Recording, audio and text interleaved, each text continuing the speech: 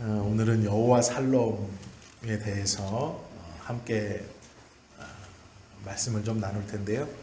샬롬이라는 말은 한때 교회에서 인사말처럼 이렇게 쓰였고 또 많이 들어보셨고 입술로 많이 말하셨던 그러한 말이죠.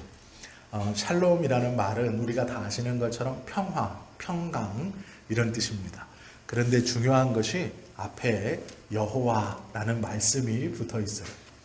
여호와 샬롬은 여호와의 평강이라는 뜻이에요. 여호와 앞에서의 평강이라는 뜻입니다.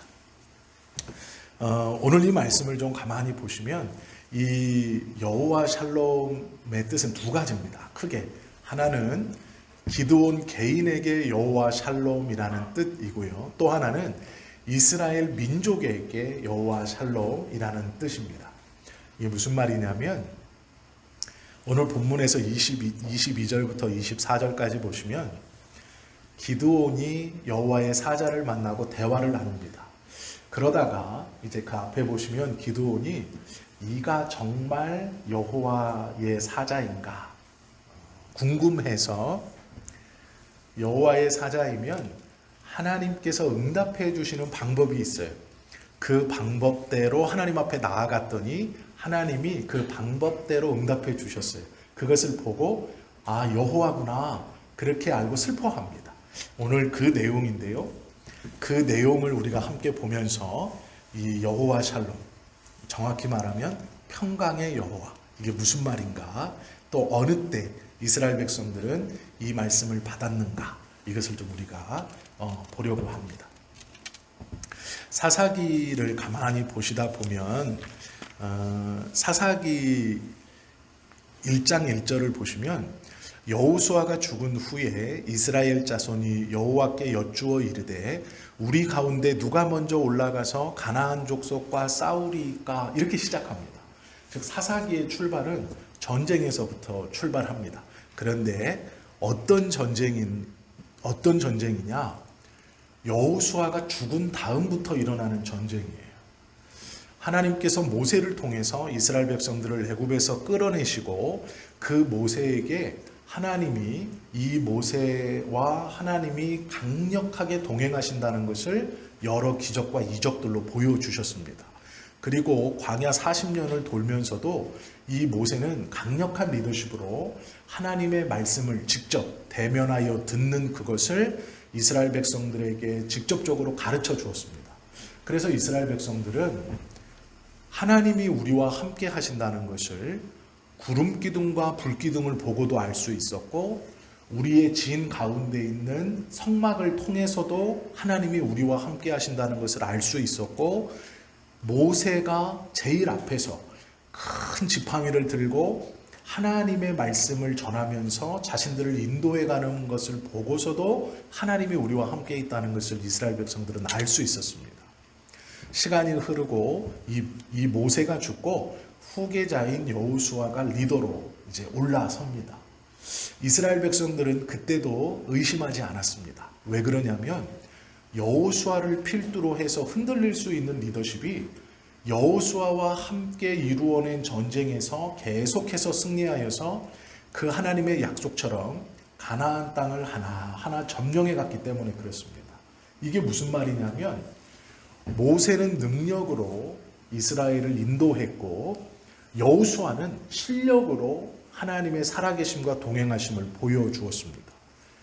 땅을 차지하리라 라는 그 언약을 이루어 나가는 것으로 여호수아는 하나님이 우리와 함께 있다, 그것을 믿어라, 이렇게 말을 했습니다.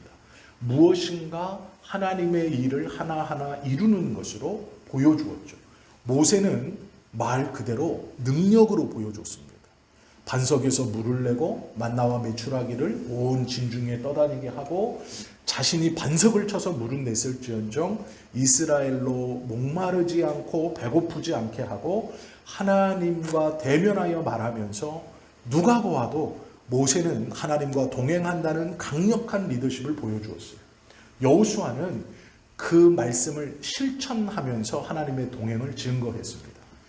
이 땅을 차지하리라 라는 그 약속을 성취해가는 지경을 넓혀가는 행동을 통해 여호수아는 하나님이 동행하신다 우리와 이걸 보여주었죠. 그런데 오늘 이 사사기에서부터는 어떤 일이 벌어지냐면 강력한 리더십을 뿜어내던 모세도 그 하나님의 일을 이루어내며 증거하던 여호수아도 죽었습니다. 모세도 죽고 여호수아도 죽은 후에 이스라엘 백성들 앞에 닥친 전쟁이에요. 강력한 리더십으로 이스라엘을 이끌어가던 모세가 죽었고 그 받았던 약속을 실행해가면서 하나님이 우리와 함께 있다는 걸 증거하던 여호수아도 죽었어요. 이제 이스라엘 백성이 자신들의 힘으로 이 전쟁을 치러야 돼요. 그러니까 그들이 묻습니다. 어떻게 묻냐? 여호수아가 죽은 후에 이스라엘 자손이 라고 물어요. 대표자가 없어요 지금. 이스라엘 자손이 하나님 누가 올라가서 싸워야 됩니까? 라고 묻고 있는 거예요. 모세도 없고 여호수아도 죽었습니다. 그러자 이제 그 은혜를 눈으로 보았던 그 역사하심에 함께 동참했던 이스라엘 모두가 하나님 앞에 기도합니다.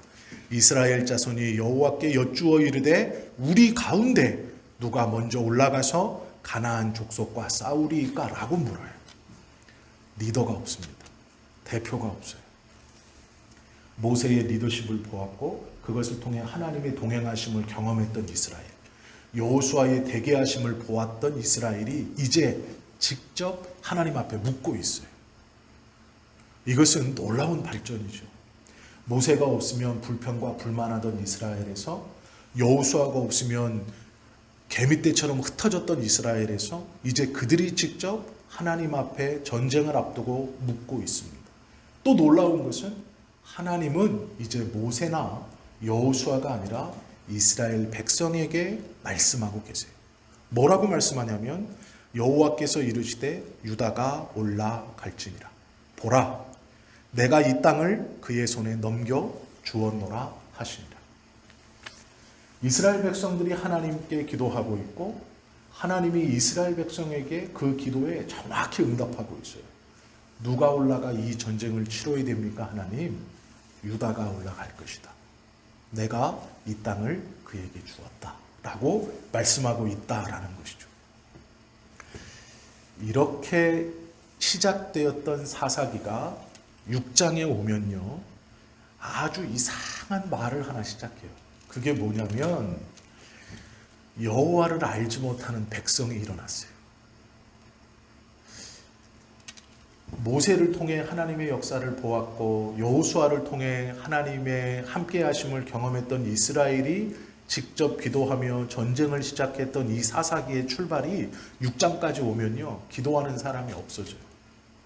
이스라엘 누구도 하나님께 기도하지 않습니다. 아무도 하나님께 먼저 기도해서 이 일을 어떻게 합니까? 라고 묻지 않는다라는 것이죠. 이것을 순서대로 보면 이렇습니다. 우리가 지난주에 보았던 여호와 메카디시 라는 이 말이 있고 나서 200년 뒤에요. 이 여호와 메카디시 라는 말이 있고 오늘 이 본문은 약 200년이 흐릅니다. 그런데 여호와 메카디시와 이 여호와 샬롬 사이에 200년이 흐르는데 이 200년 사이에 믿음의 사람들이라고 하는 이스라엘은 점점점 하나님을 잃어버리고 하나님께 기도하는 백성들이 없어졌습니다. 그래서 이 사사기 6장에 오면 새 나라가 이스라엘을 자기 집 드나들듯이 드나들면서 약탈을 합니다.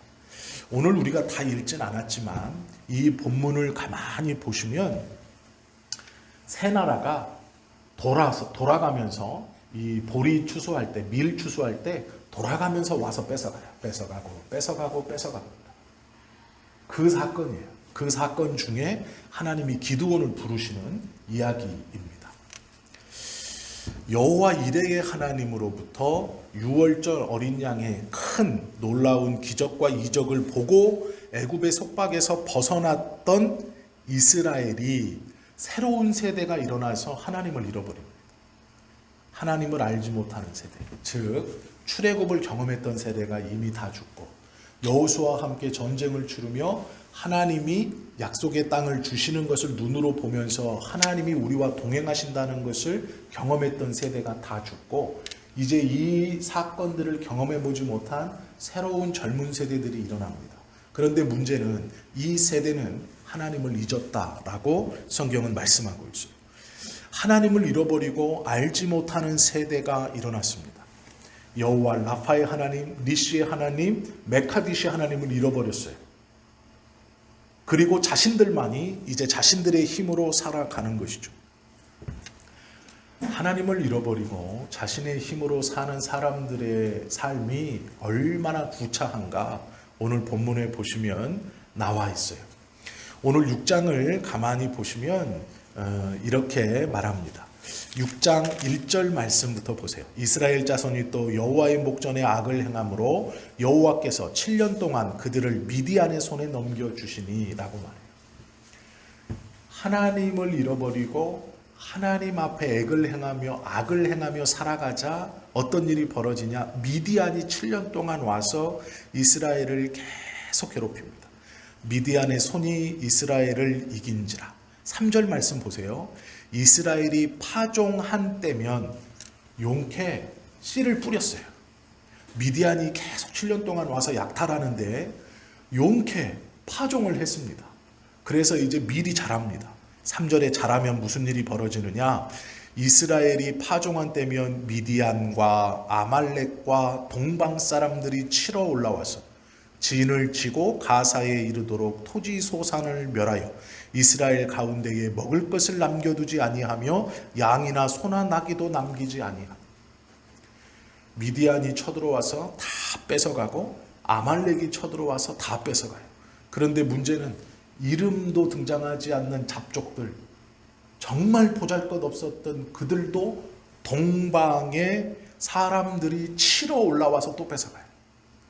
성경에서는요, 3번 똑같은 일이 반복되면 완전하다라는 뜻이에요. 그러면 이 본문을 잘 생각해 보세요. 파종할 때가 이르렀습니다. 씨를 뿌렸어요. 용케 씨를 뿌렸습니다. 밀이 자랐습니다. 보리가 자랐어요. 추수할 때가 됐습니다. 양을 키웠고 새끼를 낳았어요. 이제 좀 살만하다 하니까 어떤 일이 벌어지느냐? 미디안이 쳐들어와서 싹 뺏어가고 아말렉이 쳐들어와서 싹 뺏어가고 동방의 사람들이 올라와서 싹 뺏어갑니다. 이건 하나도 없이 다 뺏어가는 것을 뜻해요. 아무것도 남지 않아요. 하나님을 알지 못하는 백성들이 자신의 힘으로 하나님의 약속의 땅에서 살아보겠다라고 하자 어떤 일이 벌어지느냐? 아말렉과 미디안과 동방의 족속, 이름도 없는 이스라엘이 하나님의 이름으로 그 땅에서 살아갈 때는 보이지도 않던 부족, 쟤들은 누구냐라고 물었던, 저건 뭐냐라고 했던 그들도 약속의 땅에서 약속을 주신 하나님을 잃어버리고 살자 그 이름 없는 사람들까지 올라와서 뺏어가는 거예요. 그런데 이스라엘이 그걸 막아내거나 대적하거나 그걸 이겨낼 힘이 없습니다.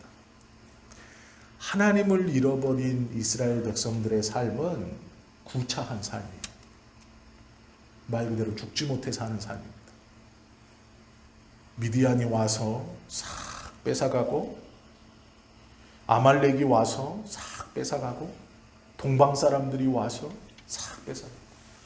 동방이라는 것은 우리가 동방하면 생각나는 게 있죠. 동방 박사들입니다. 동방 사람들이라는 건 가나안 땅에서 최소한 3개월에서 6개월 떨어져 있는 지역에 있는 사람들을 뜻할 때 그냥 동쪽 사람들 이렇게 불렀어요. 그러면 생각해 보십시오. 이스라엘이 가나안 땅에 있는데 3개월에서 6개월을 달려와서 이스라엘 것을 빼앗아서 도망가요. 그러면 이 동방 사람들이요, 이스라엘을 향해서 야 내가 약탈하러 가겠다라고 자기네 집에서 출발하면 빠르면 3개월이에요. 이거를 가만히 생각해 보셔야 돼요. 이스라엘이 얼마나 구차하냐면, 얼마나 비참하냐면, 자신을 지배하는 7년 동안 지배하고 힘들게 하는 미디안이 뺏어가는 건 그래. 쟤들은 강하니까. 아말렉, 그래 도시국가, 용병 도시국가, 그래 쟤들은 잔인하니까 우리가 어떻게 못하지. 소수지만 워낙 잔인하고, 쟤들은 뭐 반항하면 배를 갈라 죽이고 애들을 바위에다 내팽개쳐 죽이고 이런 민족이기 때문에 그래 우리가 숨어 있는 게 맞아. 양 좀 뺏기고 짐승 좀 뺏기면 되지. 사람은 안 뺏기면 되지. 사람을 그래 우리 애들 보호하면 되지. 미디안은요 사람을 해치진 않습니다. 노동력이기 때문에 안 해쳐요. 곡식만 싹 뺏어갑니다. 아말렉은요 보이면 사람을 죽입니다. 그리고 짐승을 잡아가요. 동방 사람들은요 생각을 한번 가만히 해보십시오. 이스라엘 도착까지 3개월이에요. 빠르면 3개월, 늦어도 6개월. 그러면 자 이스라엘 갑시다. 요이 땅 하고 가면 3개월. 3개월 동안 그냥 오나요? 먹어야 돼요. 약탈하러 오면서 이 사람은 자기들 걸 먹어야 돼요. 먹으면서 3개월을 옵니다. 그리고 이미 미디안이 가져갔고 아말렉이 가져갔어요. 그럼 남은 건 뭐가 있겠습니까? 그거를 박박 긁어서 가져갑니다. 그러면 이 사람들은요 오면서 자기 거 쓰고 가면서 약탈한 거 다 쓰고 가는 거예요. 자기 집에 가면 남는 게 사실 없어요. 이걸 잘 생각하셔야 돼요. 약탈이라는 걸 왜 하냐면 자 저 마을에 식량이 많대. 모여라 약탈하러 가자. 마을 청년 10명이 모여서 저 마을을 약탈하러 갑니다. 무기를 들고 가요. 그래갖고 약탈을 해요. 한 보따리씩 등에 메고 옵니다. 집에 왔어요. 그러면 이걸로 최소한 얼마만큼은 배부르게 먹어야 약탈할 의미가 있습니다. 약탈을 하러 갔는데 내 식량 3개월 동안 잘 소비하고 가요. 그리고 약탈했습니다. 돌아오는데 그 식량 먹으면서 다 써요. 그러면 약탈할 의미가 있나요? 없는 거예요. 동방의 사람들이 와서 약탈했다는 얘기는 뭐냐면 이 사람들은 원래 올 필요가 없는 사람들이에요. 오는 데만도 3개월에서 6개월이에요. 오며 자기 식량 쓰고 약탈해서 가며 약탈한 식량 다 쓰고 집에 딱 도착하면 없어요. 우리는 왜 갔다 왔다니? 이거예요. 쉬운 말로 생각하면 우리는 왜 갔냐 거기를. 아니 이건 남겨오려고 너 지금 고깃덩어리 이게 지금 고깃덩어리 가면서요 양을 약탈했다고 생각해보세요. 3개월에서 6개월 동안 그 사막을 양을 몰면서 가겠습니까? 아니에요. 싹 죽여가지고 이제 메고 달고 가는 거죠. 그러면 가면서 거의 다 먹어요. 아니면 가면서 거의 다 훈제가 되거나 썩어요. 포도주도 그렇고 무거운 것은 더 싣고 가지도 못해요. 이 사람들은 원래 약탈을 올 사람들이 아니에요. 그런데 와서 꾸역꾸역 가지고 가요. 가지고 가는데 막상 자기 집에 가면 거의 없어요. 아무것도 없어요. 이게 무슨 얘기냐면 약속의 땅에서 하나님의 백성들이 하나님을 잃어버리고 살면 아무것도 아닌 사람들. 왜 이 사람이 나한테 이러지? 저 사람은 무슨 이득이 있다고 나한테 이러지? 라고 하는 사람들까지도 나를 괴롭히는 거예요. 이게 구차한 삶이에요. 이스라엘 백성들이 이런 삶을 살았습니다. 최소한 7년 이상. 하나님께서 7년을 그렇게 살게 하셨어요. 왜요? 모세와 함께 하시는 하나님을 알지 못하고 여호수아와 함께 하시는 하나님을 알지 못하고 자신들 그들의 대표자가 아니라 이스라엘 이 사사기의 백성들은 지금 어떤 상태냐면 모세를 알지 못합니다. 이 모세라는 강력한 지도자가 그때는 있지 않았습니까? 그래서 하나님이 동행한 것 아닙니까? 우리는 그런 강력한 지도자가 없습니다. 라고 핑계치 못하게 하시려고 사사기 1장 1절에 보면 이스라엘 백성 전체와 하나님이 대화하신다고 말씀하고 계세요. 모세를 몰랐고 여호수아를 모르고 그래 상관없어. 왜요? 사사기의 출발은 이스라엘 백성과 하나님이 대화하세요. 기도하고 그 기도의 응답을 정확하게 주세요. 더군다나 무슨 기도예요? 누가 싸웁니까? 유다가 싸워라. 내가 그 땅을 주겠다. 라고 말씀하세요.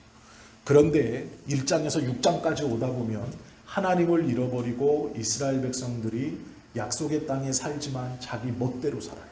그러자 어떤 일이 벌어지느냐? 미디안이 와서 싹 가져가고 아말렉이 와서 가져가고 왜 가져가는지도 모르는 동방 사람들이 와서 약탈해 가는 거예요. 이 비루하고 구차한 삶을 살고 있습니다. 이런 삶을 살 때 아무도 하나님을 찾지 않을 때 기드온이라는 청년이 포도주를 만드는 이 포도를 집어넣고 이제 사람 발로 이렇게 밟아서 포도송이를 터뜨려서 으깨가지고요, 이 한쪽에 구멍으로 그 포도 으깬 즙을 가죽 부대에 쪼르륵 담아서 잠고 하면서 이제 포도주 푸대를 만드는 거죠. 이거를 이스라엘이 왕성할 때는요, 먼 나라에까지 수출도 했어요. 지금도 인터넷에서 찾아보시면 가나안 땅 포도라고 한번 쳐보세요. 포도가 크기는 이제 저희 거하고 비슷해요. 우리가 알고 있는 포도의 크기인데 송이가 달라요. 송이 매달린 게. 포도가 이만한 게 아니고요, 포도송이 이만한 게 이만큼 있어요. 이 한 가지에 포도가 이만하게 열립니다. 이게 하나가 아니고요, 그 포도송이가 이렇게 붙어 있어요. 이만하게. 그거를 사람들이 메고 막 웃는 모습이 나와요. 그게 사진으로. 지금도. 그래서 복받은 땅이라고 얘기하는 거예요. 그 땅에. 그 포도를 넣고 발로 밟아서 으깨서 그거를 가죽 부대에 담아서 포도주를 만드는 거예요. 포도를 넣고 사람이 밟으려면요, 허리에서 무릎 높이까지 이렇게 담을 쌓습니다. 밟을 때 포도가 넘치면 안 되기 때문에, 그래서 어른의 이 무릎 위까지 이렇게 포도를 잠기게 해요. 그리고 이제 들어가면 이제 무릎 정도 오는 포도들을 이렇게 밟는 거예요. 걷듯이. 그래서 으깹니다. 그 속에서 위로 어른 무릎 높이까지 담이 있으니까 그 속에 납작 엎드려서 밀을 까부르고 있는 거예요. 밖에서 보면 아무도 없는 것처럼 그 담 밑으로 고개를 바짝 숙이고 기드온이 밀을 까부르고 있었어요. 이 삶이 정상적인 삶이 아니죠. 포도를 밟던 그곳에 납작 엎드려서 포도를 으깨는 것도 아니고 밀을 으깨고 있어요. 그 껍데기를 벗기고 있었다는 얘기예요. 그걸 먹으려고. 이게 본문이거든요. 하나님의 말씀을 순종하지 않을 때 한 청년을 하나님이 찾아오시는데, 처음 만났을 때의 그 모습이 얼마나 이스라엘이 비참했냐면요, 6장 1절에 보시면 7년 동안 하나님께서 미디안의 손에 맡겨줬다 말씀하시고요, 6절에 보시면 이스라엘이 미디안으로 말미암아 궁핍함이 심한지라 이렇게 말씀하고 있어요. 궁핍함이 심했다 이렇게 말하거든요. 이 미디안이 이스라엘을 핍박할 때 이스라엘의 상황이 어느 정도였냐면, 미디안으로 인하여 이스라엘 자손이 산에다가 구멍과 굴과 산성을 만들었다 그래요. 미디안이 쳐들어온다 그러면 너무 두렵고 겁나서요, 산속에다가 구멍하고 굴을 파놨어요. 굴과 구멍을 파놓고 거기에 몸만 쏙 들어가가지고 산속에 구멍하고 굴을 파서 거기 들어가 있었어요. 무서워서. 미디안이 무서워서. 미디안이 두려워서. 아무것도 못하는 거예요. 그 땅은 약속의 땅이고 하나님이 주신 땅인데, 하나님을 잃어버린 백성들의 삶이 얼마나 비참하냐면, 미디안이 오는 것이 두려워서 산에다가 구멍하고 굴을 파고 그 속에 미디안이 온다라고 하면 쏙 들어가서 자기 몸만 숨어있는 거예요. 가져갈 만큼 가져가기에 저항하지도 못하고 몸만 숨어있는 상황이에요. 그 상황에서 하나님께서 한 청년을 불렀죠. 부른 것보다 만났죠. 만난 게 아니라 밀가부르고 있는 걸 보신 거죠. 정확히 말하면 너 뭐하니? 라고 보신 거하고 똑같아요. 그것이 오늘 본문입니다. 12절에 보시면 이렇게 말해요. 이 청년을 보고 여호와의 사자가 기드온에게 나타나 이르되 큰 용사여 여호와께서 너와 함께 계시도다 라고 말해요. 그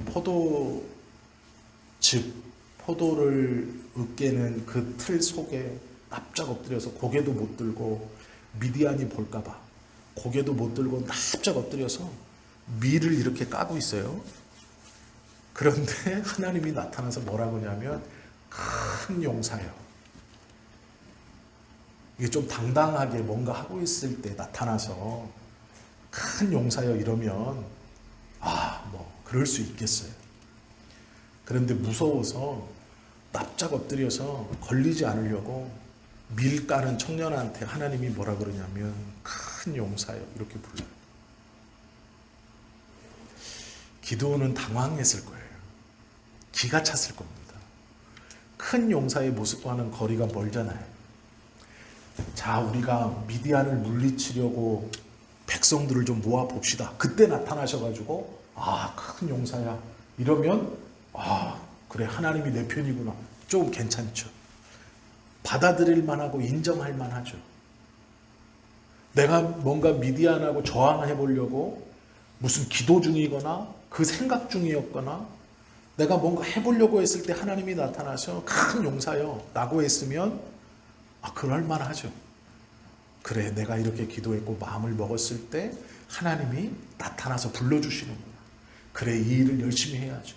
그런데 지금 어떤 상황이냐면 바싹 수그려서 걸릴까 아닐까라는 두려움 속에서 밀을 까부르고 있었어요. 그런데 그렇게 납작 엎드려 있는 이 기드온에게 하나님이 큰 용사여 여호와께서 너와 함께 계시도다 라고 말해요.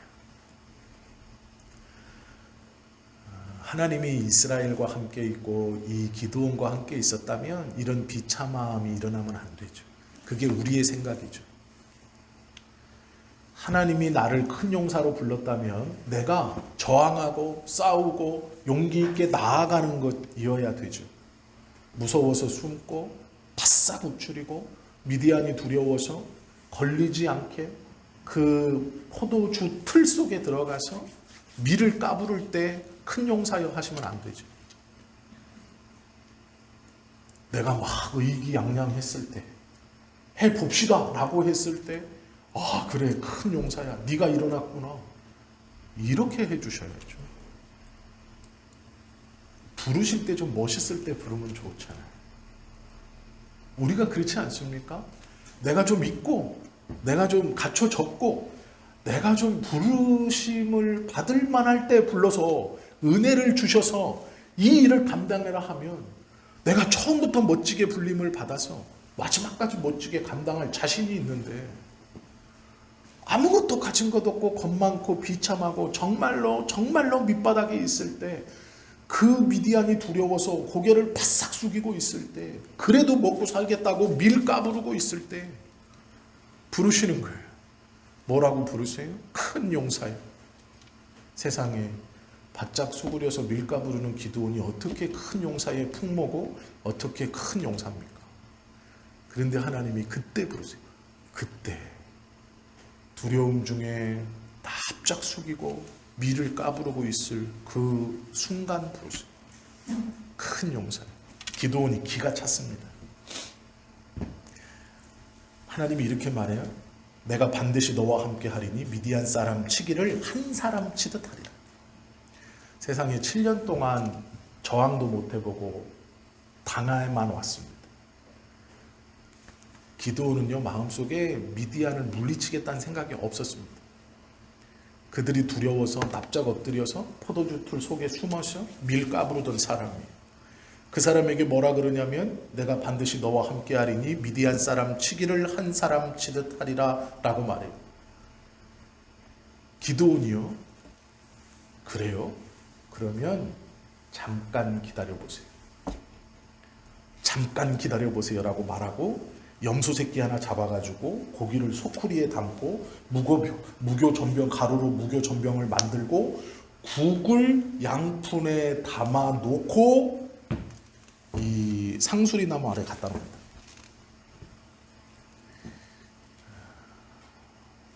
이게 무슨 얘기냐면요.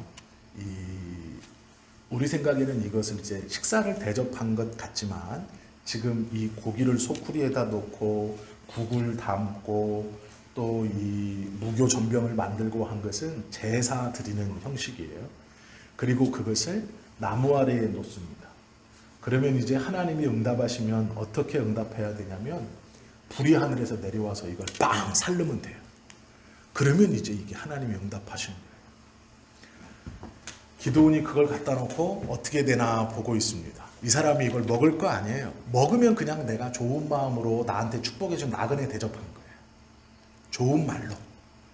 나는 율법에 명시한 대로 이스라엘의 전통대로 나그네를 대접한 것이 돼요. 따끈한 고기하고 국하고 스프로 이 전병으로 그 사람을 잘 대접한 것이 돼요. 그래서 하나님의 말씀을 어긴 것이 아니에요. 이것을 잘 보면 기드온이 지금 뭐 하고 있는 상황이었어요? 밀을 까부르던 상황이었어요.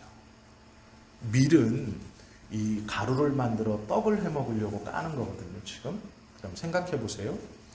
납작 엎드려서 밀을 까는데 한 사람이 자기를 내려다보면서 뭐라 그러냐면 큰 용사여 라고 말해요. 내가 미디안을 너에게 주겠다. 내가 미디안을 한 사람씩 하겠다. 내가 너와 함께 하겠다. 난 여호와다. 그러니 이 기드온이 일어나서 하는 행동이 가서 염소 새끼 잡아다가 고기를 소쿠리에 담고 국을 떠오고 무교전병을 하고 그것을 붓고 나무 아래 둬요. 잘 생각해 보세요. 미디안은 지금 밀가 부르고 있었어요. 뭐 해 먹으려고요? 이걸로 무교전병 해 먹으려고요. 그런데 누가 자기한테 축복을 하니까 이 미디안이 하는 짓이 아니 자기는 무교전병 해 먹으려고 밀가루 반죽 하려고 지금 밀 까는 중이었는데 누군가 축복하자 고기를 잡아서 고기를 내와요. 기드온의 마음이 어땠다는 걸 우리가 알 수 있겠죠. 기드온은요, 다른 사람이 자기를 축복해주는 이 축복에 대해서 성심성의껏 대접해요. 자기는 지금 밀가루로 갖고 이걸로 빵 해 먹어서 밀가루 빵 해서 구워서 먹으려고 했던 사람인데 축복을 해주자 잠깐만 있어 보세요 하고 원래 이스라엘 전통대로 나그네를 대접하기에 부족함이 없도록 잘 대접해요. 이 말이 자기가 대접할 수 있는 것 중에 잘 대접한 거예요. 자기는 밀로 빵 해 먹으려고 했다가 이 말을 듣자 그가 이 사람이 아직 누군지 몰라요. 누군지 모르지만 좋은 말을 해줍니다. 큰 용사야 라고 말하고 이 사람의 입으로 뭐라 그러냐면 내가 너와 함께 있다 라고 얘기해요. 그런데 그 밀만 가서 구워다 준 것도 사실 대단한 대접이에요.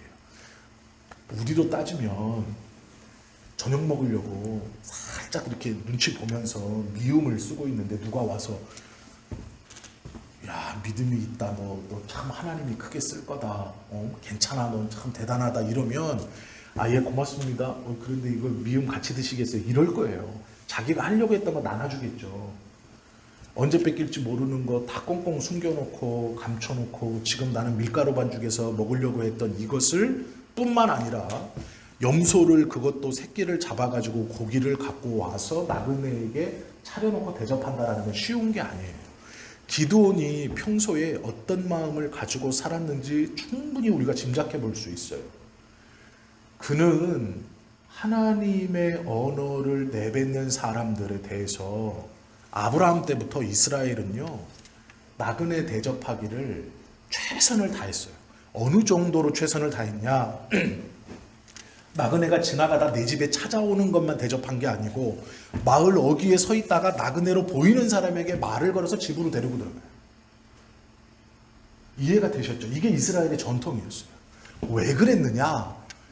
나그네 중에 부지불식간에 천사들을 대접한다라는 말을 들었고 그것을 알았기 때문이에요. 그래서 이들은 나그네 대접하기를 힘썼습니다. 그런데 지금 기드온이 밀을 까부르고 있는 상황에서 어떤 사람, 처음 보는 사람이 딱 등장했는데 이 사람 나그네죠? 나그네가 등장했는데 범상치 않은 말을 해요. 큰 용사여, 내가 너와 함께 있다. 너는 미디안을 칠 것이다. 한 사람 치듯이 칠 것이다. 라고 말하니까 기드온이 무시하거나 자기 상황에서 할 수 있는 것만을 가지고 대접한 게 아니에요. 자신의 조상들이 했던 대로 부지불식간에 천사들을 대접하여 구원을 받는다라는 것을 생각했는지 어떻는지는 모르겠지만 자기가 할 수 있는 최선의 것으로 그 앞에 내놓습니다. 이 천사가요, 그것을 보자마자 손에 잡고 있던 여호와의 사자가 지팡이를 그 음식에 탁 대요. 그러니까 불이 반석에서 나와서 그 음식을 확 태워줘요.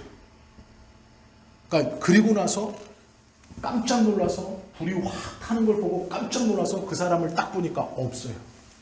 이게 사사기 6장이에요. 그리고 나서 여호수아 이 기드온이 그 자리에서 소리치는 거예요. 슬프도소이다 주 여호와여 내가 여호와의 사자를 대면하여 보았나이다 라고 말하는 거예요. 왜 그랬느냐? 여호와의 사자를 보면 대부분 죽습니다. 여호와의 사자는 거룩하기 때문에 죽어요. 그래서 선지자도 음성을 들었을 때 죽음의 공포를 느끼고 나로 어찌하여 이제 죽이려고 하십니까? 라고 떨어요. 그때 제단의 숯불을 들어 입술을 지지버리고 이제 너의 모든 죄가 사했으니 너는 죽지 않을 것이다 라고 말씀해 주시는 거예요. 기드온도 똑같았어요.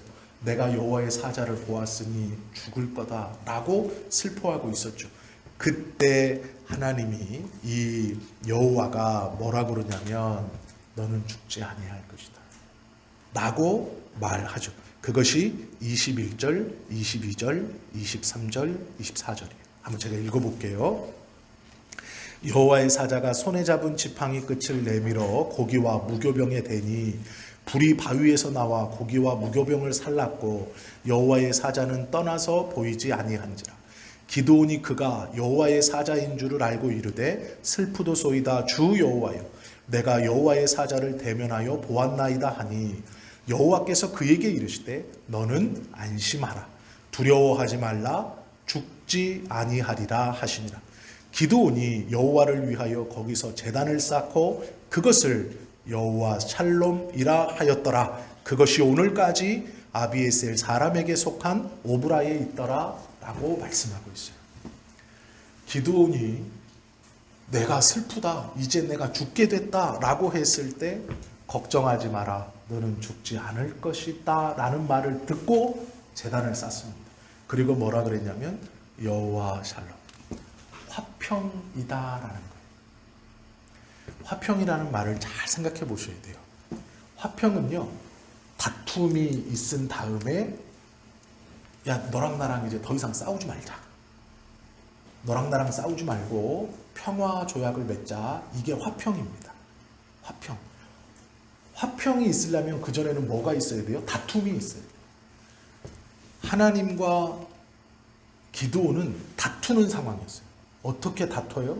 하나님을 외면하고 자기 힘으로 살아가고 하나님을 떠나서 살던 기드온, 하나님을 인지하지 못하고 하나님께 기도하지 못했던 기드온, 하나님을 따라가지 않는 약속의 땅에 살면서 하나님을 따라가지 않는 것은 하나님을 대적하는 거예요. 하나님의 은혜 아래 구원받은 백성으로 살면서 주님의 뜻을 이루지 않고 사는 것은 하나님을 대적하는 것과 똑같은 거예요. 하나님과 기드온은 대적하는 관계였어요. 어떻게 대적해요? 기드온이 하나님을 막 들이받아서요? 아니요. 약속의 땅에 살면서 그 하나님을 잊고 살았어요. 그것이 대적이에요. 이것이 기드온이 하나님을 만났을 때 느꼈던 두려움이에요. 내가 하나님을 인지하지 못하고 살았어요. 이 땅이 약속의 땅인데 우리의 삶이 하나님의 은혜와 약속의 은혜로 살고 있는 삶인데 어느 순간 그걸 망각하는 거예요. 미디안이 나를 괴롭힌다는 거예요. 내 것을 뺏어가고 내 것을 가져간다는 것으로 그 아말렉이 내 것을 가져가고 동방의 사람들이 내 것을 가져가고 내 환경과 여건이 어렵고 힘들고 하나님을 보지 못하도록 나를 찍어 눌러 내가 그것에 두려움을 느끼고 납작 엎드려서 미를 까부르는 그 상황에서 하나님을 기억하지 못하는 거예요. 그때 하나님을 보았고 깨달았어요. 내가 하나님을 대적하고 있었구나. 기억하지 못한다는 건 대적한다는 뜻이에요. 하나님의 자녀들이 하나님을 잃어버리고 하루하루 살아가는 것, 내 뜻대로 살아가는 것은 그냥 있는 게 아니고 대적하는 거예요. 기드온이 깜짝 놀랍니다. 슬프다. 나로 죽게 되었다. 내가 여호와의 사자를 만나. 잊어버렸던 하나님을 이제 떠올리게 되죠. 그리고 그가 두려워해요. 그런데 하나님이 두려워하지 말라. 죽지 않을 것이다. 그 말을 듣고 여호와 샬롬이라고 얘기해요. 대적이었는데, 투쟁이었는데, 보이면 죽고 걸리면 죽는 관계였어요. 무서워서 도망다녀야 하는 관계.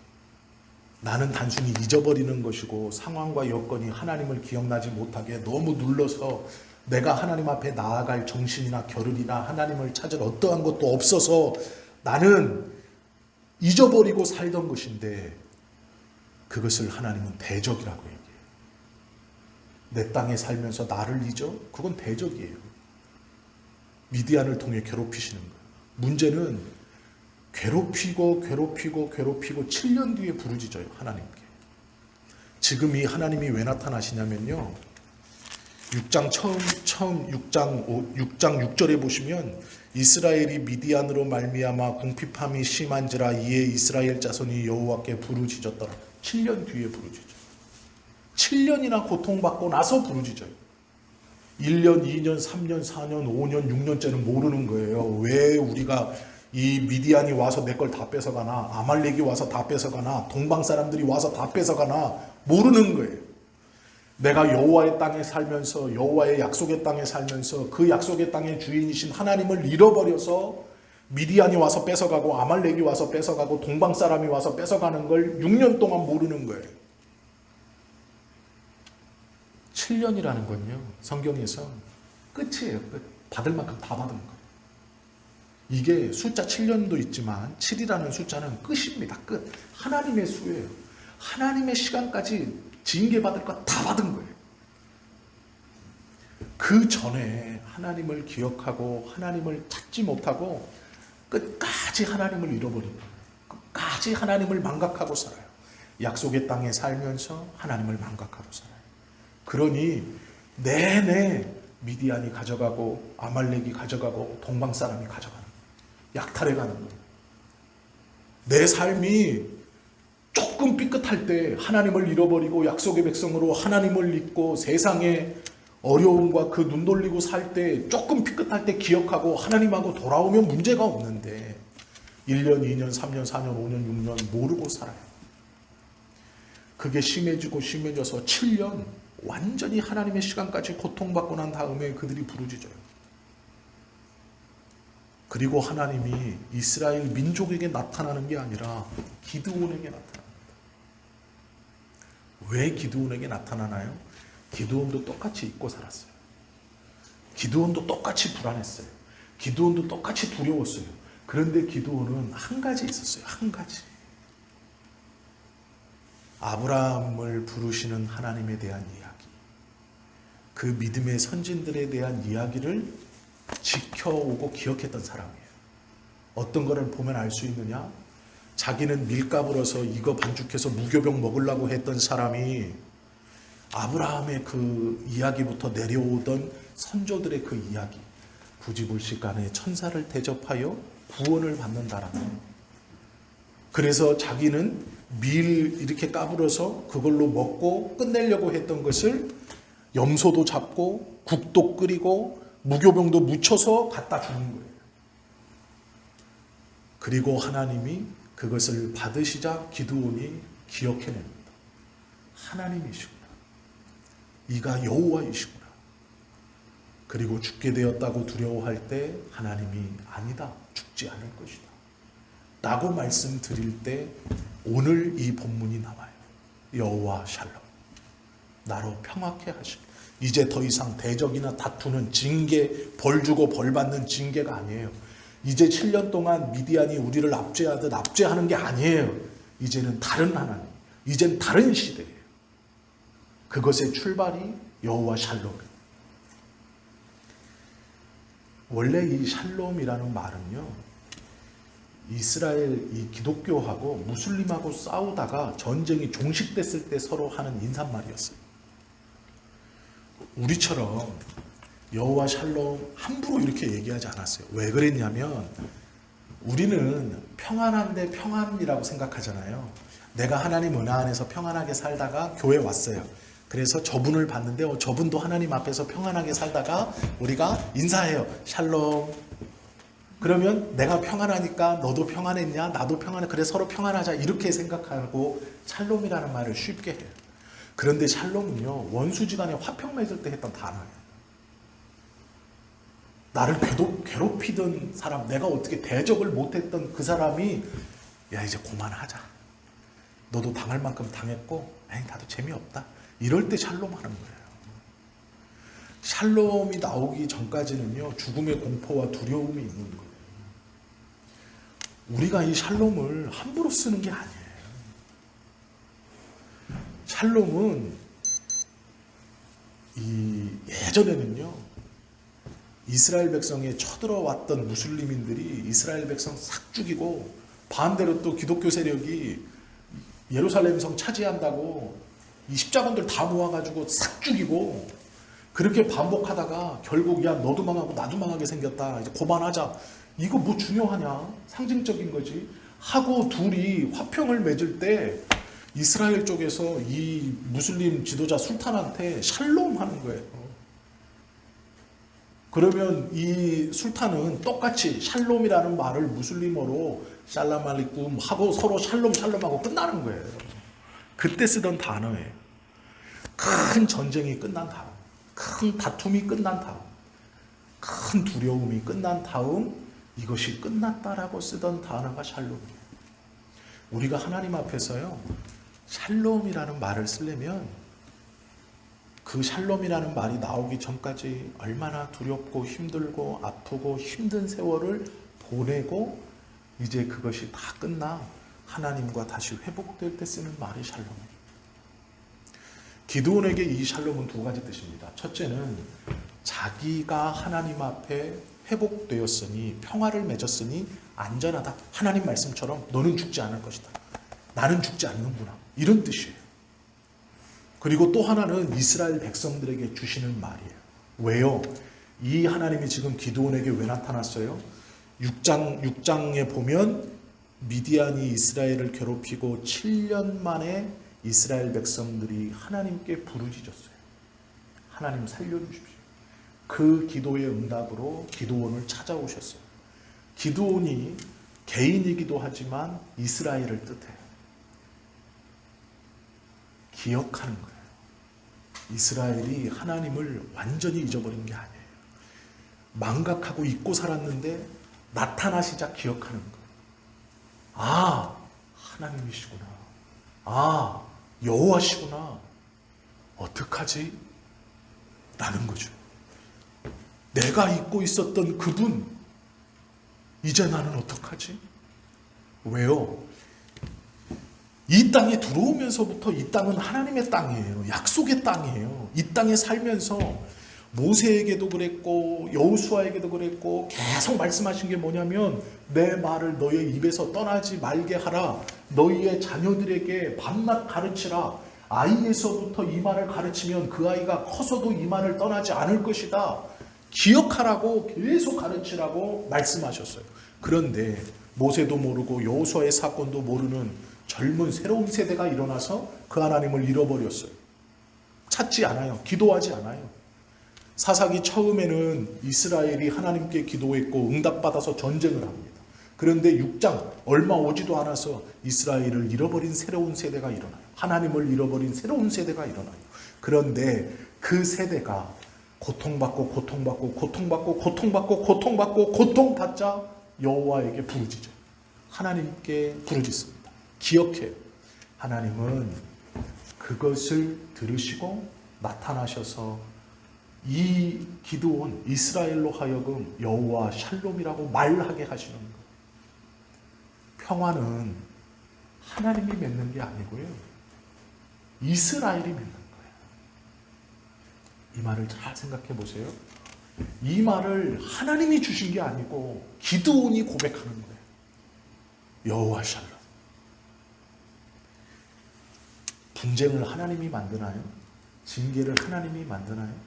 하나님이 이스라엘을 잊었나요? 아니에요. 이스라엘이 하나님을 잊었어요. 이 땅에 들어오니까 살만 하거든요. 이 땅에서 살아보니까 괜찮거든요. 더 이상 전쟁이 없거든요. 하나님께 기도함을 잃어버리고 이 땅의 진짜 주인이, 내 삶의 진짜 주인이, 나를 부르신 이가 누구신지를 점점 잊어버리는 거예요. 먹고 살만 하니까. 그래서 하나님을 잃어버려요. 사람이 잃어버리는 거예요. 우리가 잃어버리는 거예요. 하나님이 우리를 잃어버리는 게 아니에요. 하나님은 보고 계세요. 기억하고 계세요. 계속 주시하세요.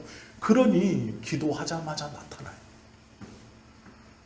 여호와께 부르짖으니라 라고 말씀하시자 하나님이 기드온에게 나타나요. 그래서 기드온이 나타나신 하나님을 인지하고 그 하나님의 너는 죽지 않겠다라는 약속의 말씀에 여호와 샬롬이라고 말해요. 평화. 누가 선언하나요? 기드온이 선언해요. 이스라엘이 선언하는 거예요. 우리가 하나님 앞에서 하나님과의 관계에 있어서 하나님과의 관계가 화평케 되는 건 하나님이 우리를 찍어 누르고 억누르고 우리를 눌러서 우리가 눌리는 게 아니고 우리 스스로 하나님을 잃어버려요. 내 상황과 여건, 나의 감정, 내 쫓김, 내 압박, 내 분노, 내 자존심, 내 어떠한 때문에 우리가 하나님을 잃어버려요. 그래서 기도하지 않고 예배 가운데서도 하나님을 열망하지 않고 그냥 내가 참여하는 것에 만족을 두는 것이죠. 그러나 이것이 온전한 관계로 회복되어지는 출발은 우리가 그 관계를 바로 잡고 고백하는 거예요. 하나님을 기억하고 그 하나님에 대해 여호와 샬롬. 하나님과 내가 화평케 되었다. 다시 내가 주님을 기억합니다. 내가 이제 하나님을 다시 기억합니다. 그 기억함이 샬롬이에요. 기드온은 개인적 샬롬뿐 아니라 이스라엘의 샬롬을 꿈꾸는 거고 이 기드온의 고백이 이 기드온이 여호와 샬롬의 고백은 이스라엘 민족과 하나님과의 이제 다시 화평케 된 것이에요. 이제 더 이상 이스라엘은 하나님을 두려워하지 않아도 돼요. 걸리면 죽는 그런 두려움이 아니에요. 하나님이 이제 다시 기억났고 그 내가 기억하여 내가 기억했다는 그 표로 여호와 샬롬이라고 하나님과 화평케 되었다. 평화의 하나님을 외칠 때 하나님이 내 편이 되는 거예요. 7년 동안 어쩌지 못했던 미디안을 한 방에 몰아냅니다. 그것도 우리의 기드온의 전쟁은 다 알고 있죠. 자, 하나님이 나에게 임했다. 전쟁하러 갑시다. 이제 미디안 물리치러 갑니다. 하나님이 우리에게 그러한 능력을 주셨고 약속해 주셨습니다. 이스라엘이 기뻤어요. 이제 이 압제에서 풀려나는구나. 그래, 우리가 잊고 있었던 하나님이 이제 우리에게 돌아오셨으니 우리가 이길 것이다. 기드온이 앞장서는구나. 그래, 우리가 가자. 기드온이 말하니까 그 하나님이 음식도 불살랐고 여러 가지 이적과 기적을 보여주면서 분명히 말씀하셨다. 이런 일이 종종 있었지. 이제 기드온을 통해 역사하는구나. 우리가 가자. 모였습니다. 2만 명 이상 해보자. 근데 하나님이 뭐라 그래요? 야, 너무 많은 것 같아. 너무 많은 것 같아. 돌려보내라. 돌려보낼까요? 그래, 돌려보내라. 돌려보냅니다. 300명 갖고 전쟁하려니까요, 기드온이 불안했어요. 그러니까 하나님 뭐라 그러신지 아세요? 네가 많은 수를 이기면 네가 했다고 할 거 아니야. 많은 수로 전쟁에서 이기면 네가 했다고 할 거 아니야. 300명 갖고 미디안을 쳐버려요. 7년 동안 꼼짝 못하게 했던. 이스라엘 백성들이 그 미디안이 무서워서 산에다 불 파고 동굴 파고 온다 그러면 숨어 있었던 그 미디안을 300명 가지고 쳐부셔버려요. 그것도 무기도 아니에요. 항아리하고 횃불, 큰 소리. 그거 가지고 전쟁에 승리케 하죠. 하나님과의 샬롬을 선언하면 7년 동안 우리를 괴롭혔던 미디안과 같은 문제들이 해결되는 거예요. 출발은 부르짖음부터예요. 가만히 보세요, 이 원리를. 잃어버렸던 하나님을 기억해내고 부르짖는 것에서부터 출발하는 거예요. 여호와께 부르짖었더라. 잊어버렸던 하나님을 기억해냈더라죠. 그리고 샬롬을 선언하는 거예요. 하나님, 내가 다시 하나님을 기억하고 하나님과 화평케 되었습니다. 이 화평은 하나님이 나를 징계하셨던 것이 아니라 내가 하나님을 잃어버렸습니다. 라는 것을 인정하고 화평을 선언하는 거예요. 그러면 나를 붙들고 늘어지게 붙들고 나를 옴짝달싹 못하게 하고 두렵게 했던 그 미디안의 문제가 해결되는 거예요. 준비가 다 돼서 해결되는 게 아니고요. 300명 가지고 해결하는 거예요. 말도 안 되는 것 가지고 그 문제가 너무도 쉽게 해결되는 거예요. 그리고 나서 그의 입술로 내가 아니라 하나님이 하셨습니다. 라고 고백하게 하시는 거예요. 이게 우리의 삶의 믿음의 사이클입니다. 너무 쉬운 거예요. 하나님을 기억하라. 그분께 부르짖으라. 샬롬을 선언하라. 그리고 맡겨라. 수만 명 모을 필요도 없어요. 이것이 승리케 하시는 여호와 샬롬의 하나님이 우리에게 보여주시는 믿음의 법칙이에요. 그런데 우리는요, 기억하여 먼저 부르짖지 않아요. 잊어버리고 7년 동안 괴롭힘을 당하고 아니 어쩌면 지금도 당하고 계실지도 몰라요. 아직 7년이 안 됐나 봐요. 그만큼 힘들었으면 부르짖을 때도 됐지 않나 싶습니다. 이제 기억해내야 되지 않을까요? 기억해냈고 부르짖었다면 나에게 오시는 그 하나님을 붙들고 샬롬을 선언하는 거예요. 하나님, 나에게 오셨으니 이제 내가 주님과 화평케 되었습니다. 그 주님을 붙들고 맡기는 것이죠. 그러면 하나님이 내 작은 힘으로 그 문제를 해결해 주시는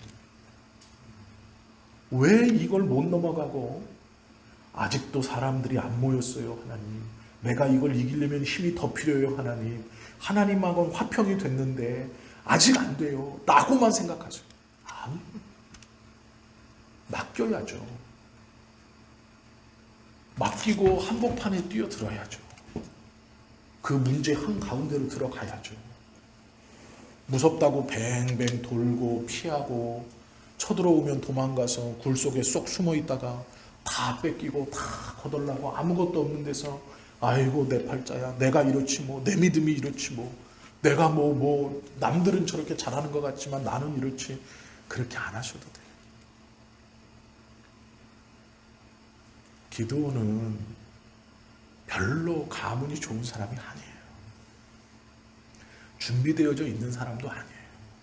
그가 용기가 막 이렇게 막 그런 사람도 아니에요. 우리와 똑같이 환경이 누르면 그거에 눌려서 그거에 순응해서 그 두려움에 고개 숙이고 포도주 틀 속에 들어가서 밀가루로 든 사람이에요. 똑같은 사람입니다. 그러나 그가 여호와를 기억해내고 만나 그를 붙들고 여호와 샬롬을 선언합니다. 그것이 이 기드온의 승리의 비결이고 하나님께서 이 기드온을 붙들고 사용하신 이유입니다. 요한복음 14장 1절 말씀에 보면 예수님이 이렇게 말씀하셨어요. 너희는 마음에 근심하지 말라. 하나님을 믿으니 또 나를 믿으라. 이것이 예수님의 말씀이에요. 요한복음 16장 33절은 이것을 너희에게 이름은 너희로 내 안에서 평안을 누리게 하려 합니다. 세상에서는 너희가 환난을 당하라 담대하라 내가 세상을 이기었노라 하십니다.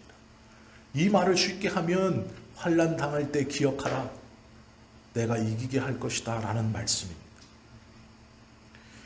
요한복음 14장 27절 말씀에 보시면 평안을 너희에게 끼치노니 곧 나의 평안을 너희에게 주노라. 내가 너희에게 주는 것은 세상이 주는 것 같이 아니하니라. 너희는 마음에 근심도 말고 두려워하지도 말라. 말씀하세요. 어느 때요? 여호와의 샬롬을 선언할 때.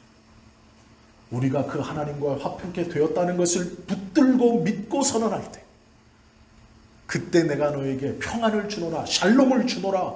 너는 마음에 근심하지 말고 두려워 말라. 그 말씀을 직접 주신다라는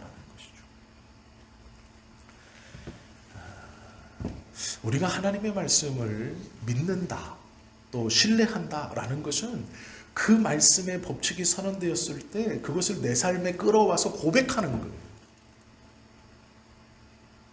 그리고 이 말씀의 주인공들처럼 맡기는 거예요. 우리는 고백까지는 하는데 못 맡겨요.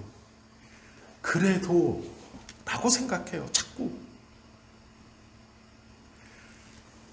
부자가 하느니 모든 걸 다 할 수 있습니다. 예수님, 내가 무엇을 해야 영생을 얻겠습니까? 단단히 결심하고 왔지만 예수님 앞에 나올 때 붙들고 있었던 부자였다는 거, 관원이었다는 거, 너 그거 다 놓고 나 따르라 그러니까 못 놔요. 이게 있어야 주님을 따라가죠. 이게 있어야 하나님의 일을 하죠. 이게 있어야 내가 주의 일을 할 것 아닙니까? 라고 이걸 붙들고 있는 게 아니요. 많은 예화 들어보셨죠? 그랜드 캐니언 이렇게 저녁에 걷다가 하고 떨어졌어요. 나뭇가지가 딱 잡았어요. 이 사람 기도했다잖아요. 하나님 살려주세요. 그러니까 이제 하나님이 그래 내가 너를 살려주겠다. 하나님 감사합니다. 그러니까 이제 하나님이 살고 싶으냐? 네. 그럼 그 나뭇가지를 놓아라. 그러니까 한참 생각하다가 거기 하나님 말고 다른 사람 없어요. 우리의 꼴이 그래요. 우리의 꼴이. 나뭇가지 놓으면 죽을 것 같아요. 이건 내가 놓으면 죽을 것 같아요. 이건 내가 놓으면 하나님 앞에 못 나가요. 아니요. 그렇게 말씀하지 않아요.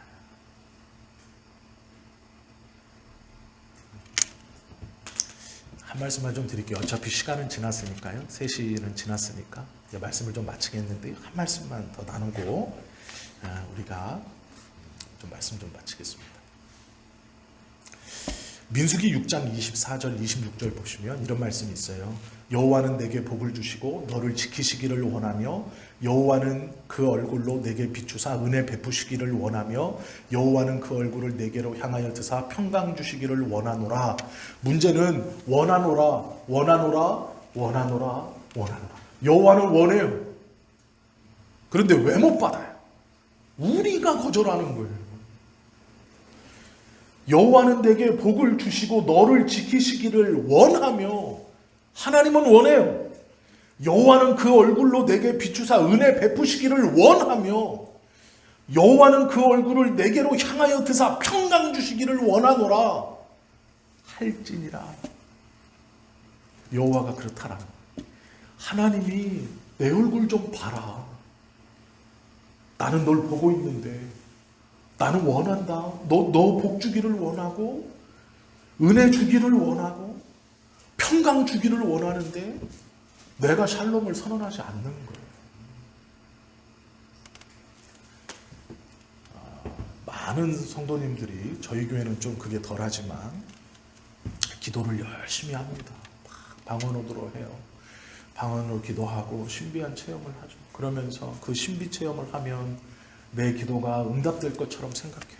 내 기도가 응답될 것처럼 믿어요. 그래서 그런 곳을 찾아다니고 그런 말씀을 사모하고 그런 것들을 막 쫓아다니기도 하죠. 가지 못하면 인터넷을 통해서 막 그런 말씀들을 듣죠. 나쁘다는 게 아닙니다. 신비 체험 좋아요. 영적인 체험 좋아요. 해야 되죠. 그런데 문제는요. 영적인 체험은 뭔가 달라고 하는 거예요. 내가 뭔가 받기 원하는 거예요. 충만한 무엇인가를 받기 원하는 거예요. 그래서 막 그런 경험들을 하기 원해요. 그런데요, 성숙은요, 비우는 거예요. 성숙한 신앙인은 이것도 아니네, 이것도 아니네. 하나님의 일을 하는 것은 이것도 아니네, 이것도 아니네. 하나님의 일을 하는 것, 하나님의 자녀가 붙들고 가야 될 것, 그것은 이것도 아니네, 이것도. 성숙한 사람은 달라고 막 부르짖는 게 아니고 내가 채워달라는 게 아니라 비우는 거예요. 비우면 하나님이 주세요. 성숙은 비우는 거예요. 이것도 아니구나. 내가 기도해보고 말씀을 가만히 보니 이것도 아니구나. 내가 이거 쥐고 있어야 하나님이라 할 수 있다고, 하나님 앞에 나아갈 수 있다고, 온전히 순종할 수 있다고, 이게 디딤돌이 된다고 생각했는데 아니, 이게 성숙한 사람이에요. 이삭은 어려서부터요 놀라운 신비 체험을 해요. 그가 10대 중반에요 아버지 아브라함을 따라서 모리아산에 갑니다. 이삭이 물어봐요. 재물은 어디 있습니까? 아버지가 얘기해요. 하나님이 친히 준비하시리라.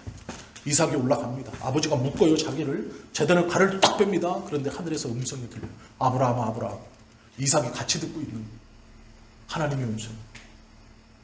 그리고 얼마 지나지 않아 저 숲을 속에서 아버지의 말처럼 뿔이 나뭇가지에 걸려서 오도가도 못하는 것을 보게 되고 그것을 잡아서 하나님 앞에 드려요. 그리고 내려옵니다. 이건 놀라운 신비 체험이에요. 이건 놀라운 기적 아닙니까? 10대 중반에 이런 기적을 경험해요, 이삭이. 그런데 놀랍게도요, 이삭은요, 죽을 때까지 하나님을 거역해요. 오해하지 마십시오. 기도를 하려니까 손을 거꾸로. 분명히 그렇게 하지 말라 그래요. 거꾸로. 그 다음에 야곱이 형 에서온 입고 오니까 거기다 대고 축복하고 앞뒤 분간을 못해요. 끝까지. 영적 체험은 했어요. 은혜 아래 있어요. 그런데 문제는요, 그의 삶의 중요한 고비고비와 순간순간을 보면 하나님의 뜻에 디테일하게 반응하지 못해요. 자기 뜻대로 해요.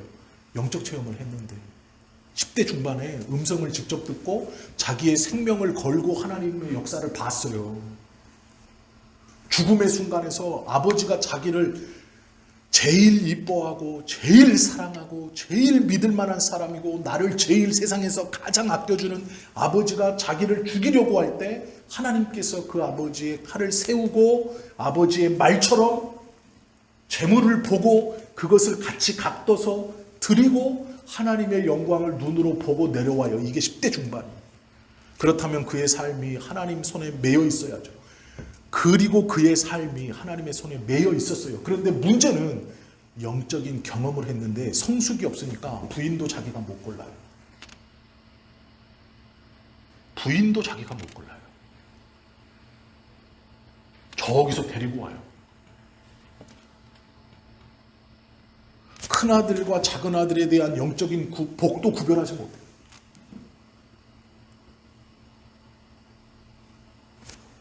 속는다는 건 둘째 아들과 자기 부인이 자기 남편을 속이려고 그래요. 하나님의 인도하심을 받고 있고 자기 남편이 어떻게 태어났고 어떻게 자라왔고 어떤 경험을 했는지 아브라함의 이 족장의 계보에서 어떤 이삭인지를 부인이 몰라요? 알아요. 되는 꼴을 보면 알잖아요. 그런데 자기 남편을 속이려고 그래요. 이건 이삭이요, 분별력이 없는 거예요. 아들과 부인이 자기를 속여 먹어요. 그런데 또 그거에 속아요. 은혜 체험은 했는데요, 성숙하지 못해서 그래요. 하나님의 말씀을 받을 때 잘 받으셔야 돼요. 내가 듣고 싶은 것, 내가 보고 싶은 것만 보시면 안 돼요. 모든 것이 잘 되고 형통할 겁니다. 천만의 말씀이에요. 모든 것이 잘 되고 형통할 겁니다. 앞에 있어요. 앞에. 그 앞에 것이 있어요. 우리는요, 이 앞에 것도 뭔지 이미 다 알아요. 그런데 이게 힘들고 어렵고 아프니까 자꾸 이것만 보려고 하시는 거예요. 아니요. 다 보실 수 있어요. 이걸 다 끌어안으실 수 있어요. 순서가 있어요. 먼저 끌어안아야 돼요. 그때 이 은혜가 따라오는, 이 은혜만 끌어안으시라고 하면 안 돼요. 기드온이 여호와의 샬롬을 선언했을 때 하나님은 기드온에게 승리를 주셨어요. 우리도 다 승리하고 하나님의 은혜 가운데 살아가야 하죠. 우리 모두가 그래야 하죠. 아니, 적어도 오후 예배에 이 하나님의 성호, 여호와, 네가 과거에 들었던 나에 대해, 하나님에 대해 들었던 것을 너의 앞에 되는 너의 삶에 이루어지는 것을 보면서 너는 나를 하나님으로 알 것이다 라는 여호와라는 이름 앞에 붙여주시는 이 샬롬, 평화의 하나님이 우리에게 어떤 의미로 다가오는지를 꼭 기억하셔야 돼요.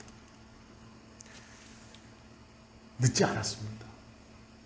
하나님을 다시 기억하고 부르짖고 샬롬을 선언하고 하나님께 맡겨 하나님이 주시는 값진 승리로 우리의 삶을 이끌어가야 되죠.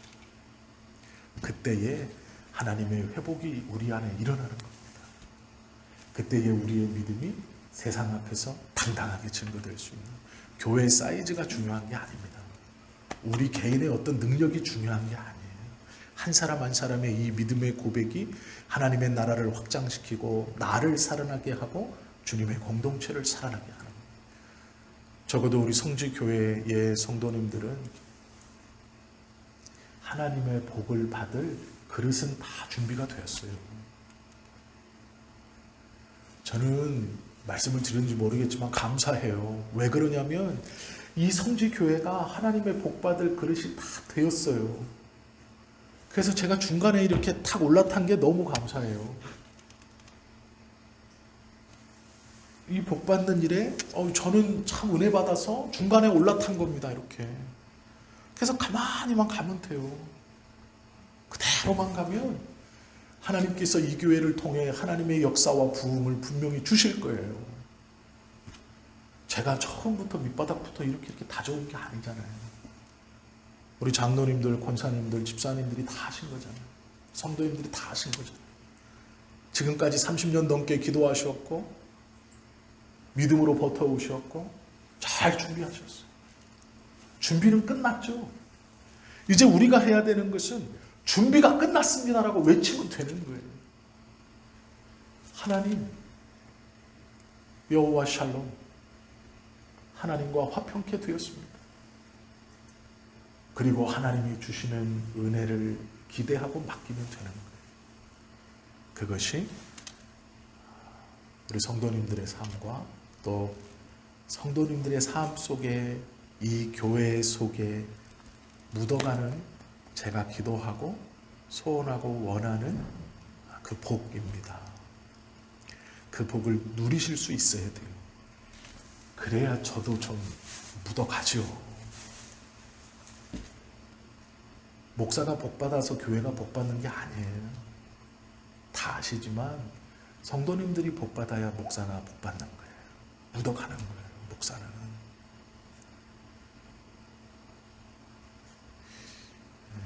한 발만 나가면 됩니다. 한 발 나가면